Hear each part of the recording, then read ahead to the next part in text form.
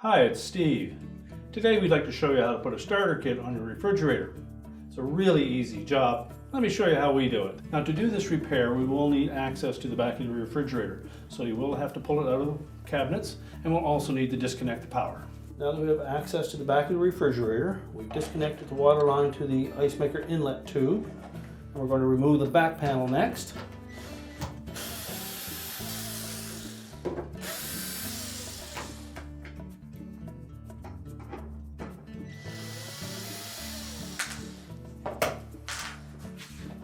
Let's just lift that back panel away, and we can feed that water line from the ice maker through the opening.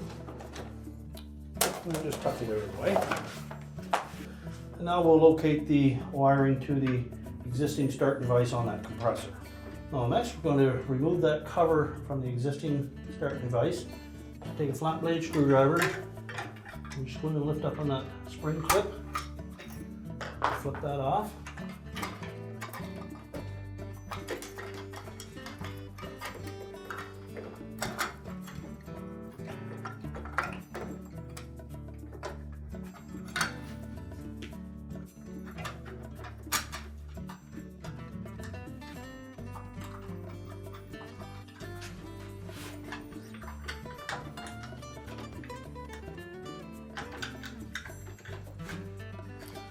Now be careful when you're working in this area, particularly of this small capillary tube. You don't want to kink that in any way.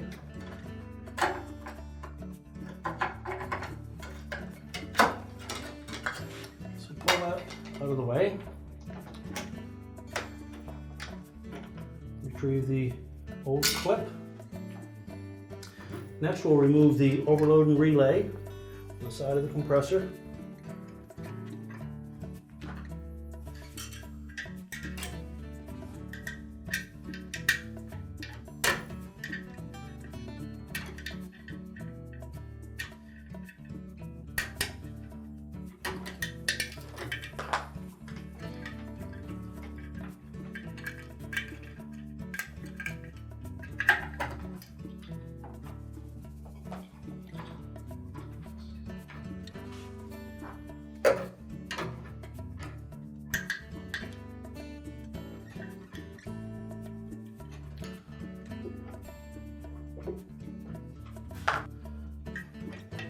With the relay out of the way, we next need to get that overload pulled out from behind.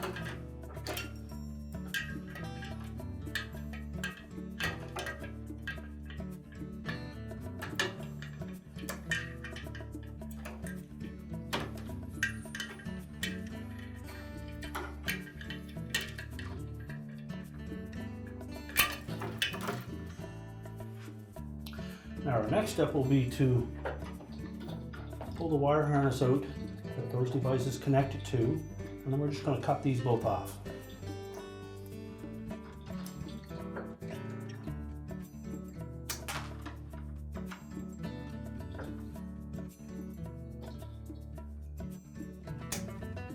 Now next we'll strip a little of the insulation back.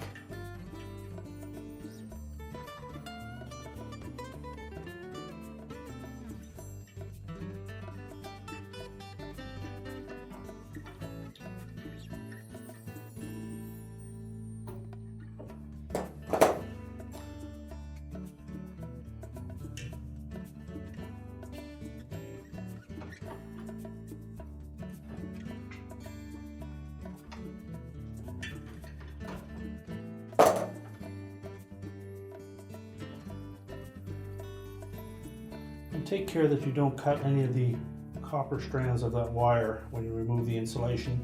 And if you do, just snip it off and start again.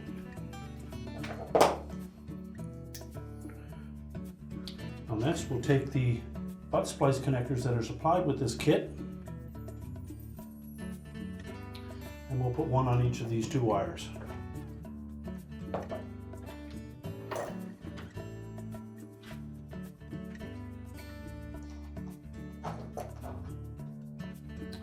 Make sure it's fully inserted onto the wire,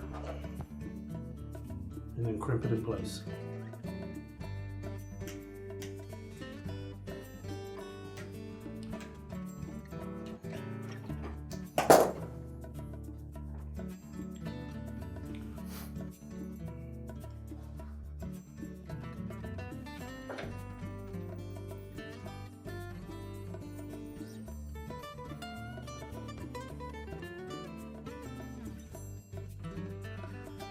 the same for the other wire.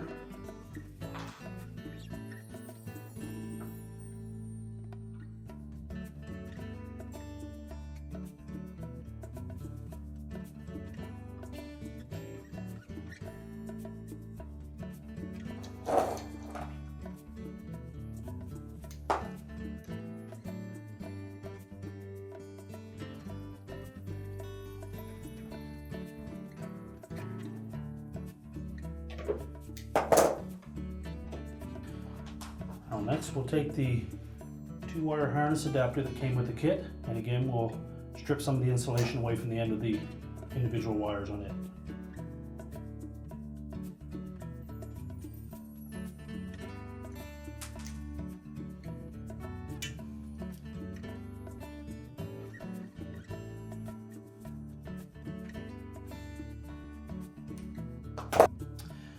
Now that we've stripped back the insulation on the wire harness adapter, I suggest that you take the wire that is on that side of the connector and we'll attach it to the red wire.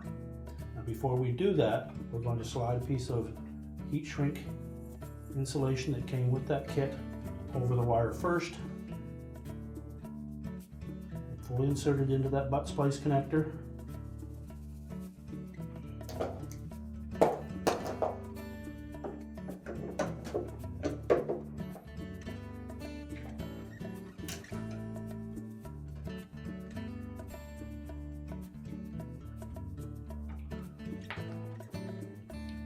And then crimp it into place.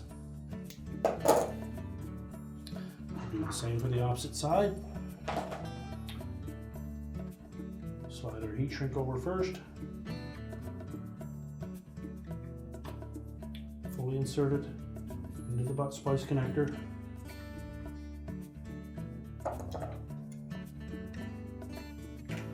And then crimp it firmly.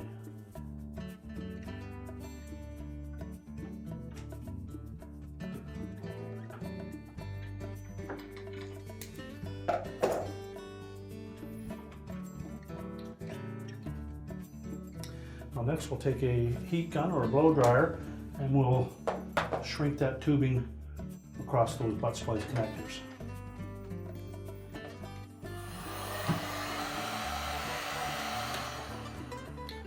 And then we'll just let those cool for a moment. Now when installing the new start device, we're first going to put the start capacitor onto that. We'll line up the opening on the top of that mounting bracket on the capacitor with the locating stud on the start device, and also line up the 2 male terminals with the respective openings on that start device. Press those together, and then we're going to put this side up so the capacitor will be down, and these 3 prongs will line up with 3 male pins on the side of the compressor.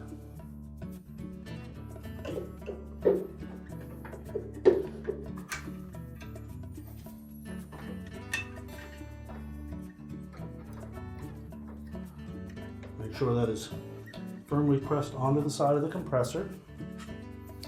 Then next we're going to take that retaining clip, take the long end of it, hook it into that lower left corner of this mounting bracket attached to the side of the compressor. We'll hook that lower end in, wrap it up around the capacitor, and then hook the top into one of the openings on the very top. Now it is a bit of a challenge to get that long hook in there. It has to go below that capacitor and right into the rear corner. Now when mounting that new start device to the side of the compressor, we will need to hold it in place with this metal retaining clip. Now the long arm of that clip will go on the bottom. It will slide in underneath the capacitor. Then we need to hook it in a little notch in the left bottom corner of that mounting bracket. Now it will be difficult to show you this once we have the start device in place, but essentially that's the area that it has to hook into. And you'll have to do this with that capacitor in place, so it is a little bit of a challenge, but it can be done. and then we can wrap that up around the start device and clip the top on.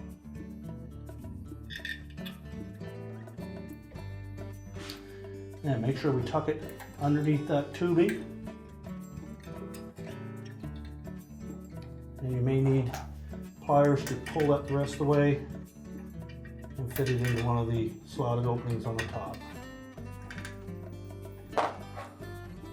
Now that we have it firmly attached, we can then reconnect our wire harness adapter. And the locking tab should be facing you. Press it firmly onto the start device.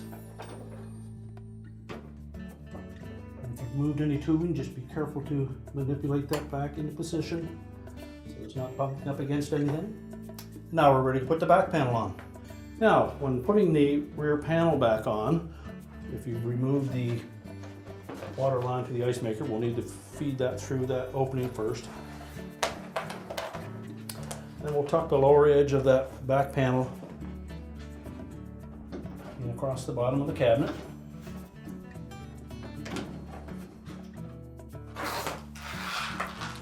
And then just line up the screw holes.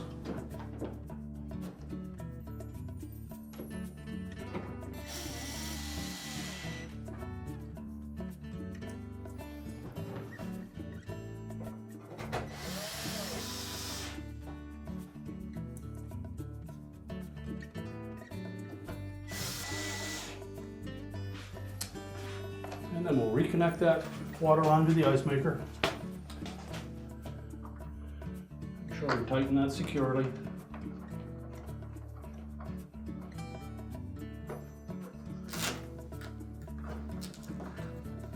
And now we're ready to push the refrigerator back into the cabinets. We're now ready to reconnect the power, and our repair is complete.